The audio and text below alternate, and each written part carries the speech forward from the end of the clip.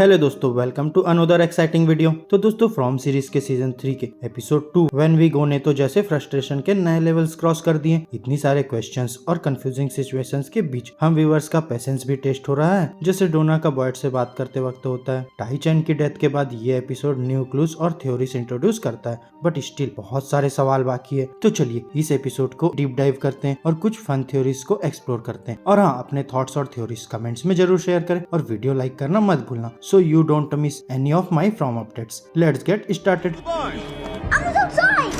No! Go! Ethan, run! Julie! Go!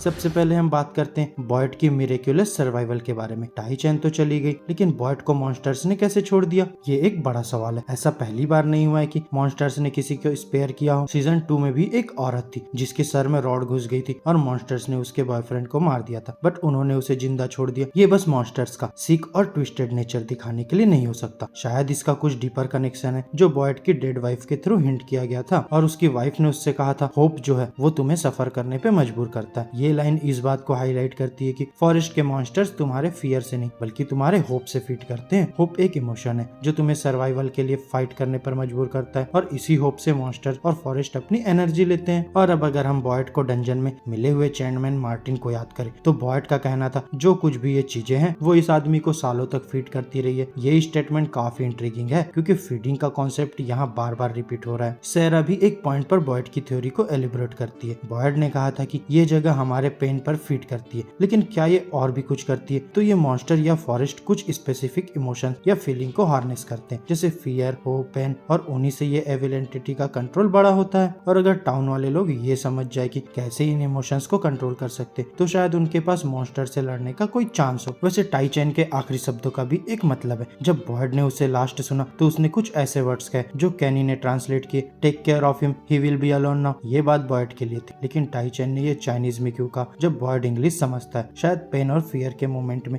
इंसान अपनी native language revert कर जाता है, बट इसका डीपर मीनिंग भी हो सकता है। ये थीम जो अलोन रहने के डर और साथ रहने की इम्पोर्टेंस को हाईलाइट करती है, काफी बार इस सीरीज में देखी गई है। यहाँ हम देखते हैं जूली को गुस्सा आता है अपने दर्द पर जब उसने अपनी माँ को ढूंढने की कोशिश की, और फिर फातिमा को अपने प्रेगनेंसी के इशू का सामना करते हुए भी देखा जाता है। फातिमा की स्टोरी लाइन भी इस एपिसोड में इंटरेस्टिंग है। उसकी प्रेगनेंसी तो सेफ है, लेकिन वो एक और अजीब सिचुएशन में आ जाती है जब कॉलोनी हाउस में उसे निक्की से माफी मिलती। स्पॉइल्ड क्रॉप्स का एक बड़ा पाइल उसके सामने आता है और फातिमा को उस फूड को खाने का मन करता है जो क्लियरली रॉटेन है। ये सीन बहुत अजीब था क्योंकि फातिमा ने कुछ दिनों से कुछ नहीं खाया था, बट रॉटेन फूड सडनली खाने का मन होना नॉर्मल नहीं है। इसके पीछे क्या बात है? वैसे मैरियली जो उसका मेडिकल चेकअप कर रही थी उसे कुछ मैजिकल एलिक्सिर देने का प्लान बना रही थी। क्या मैरियली ने उस एलिक्सिर में कुछ ऐसा मिलाया जो फातिमा को कंट्रोल्ड स्टेट में ला रहा है? और अब बात करते हैं नए क्रॉप्स की जो जिम और कैनी को मिलते हैं। ये मैजिकली लाइफ सेविंग क्रॉप्स उन्हें एक न्यू एरिया में दिखते हैं जो पहले नहीं थे। टाउन वाले एक बड़ी फूड शॉर्टेज से गुजर रहे थे और ये सडन सॉल्यूशन कुछ ज्यादा ही कन्वीनियंट लगता है। ये क्रॉप्स यहाँ कैसे आए? क्या ये भी किसी सुपरनेचुरल फोर्स का काम है?